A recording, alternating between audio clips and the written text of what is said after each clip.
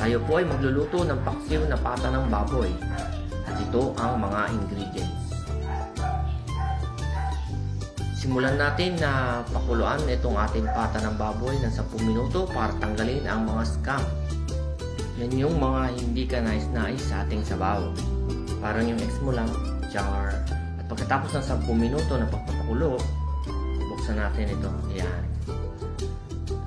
May tako ng strainer para ating i-strain ang mga scum. Yan yung mga hindi natin kailangan para malinis. Tapos ating huhugasan ng ating pata para matanggal yung mga natitirang scum na dumikit sa pata.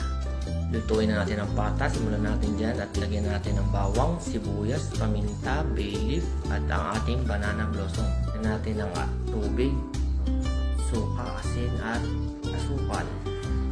After 20 minutes, ating buksan at ayan na. Naglagay ako dito pa ng extra tubig para meron konting sabaw. Yan. Tapos niya, ilagay natin yung spring onion, yung green, yan sa dulo, yung puti. At maglalagay din ako dito ng patis para sa lasa. Medyo nakulangan ako sa alat. At yan na. Ilagay natin siling green at ating i-plating na yan. Yan na. Luto na ang ating paksiw na pata. Sarap. Tara, kain na.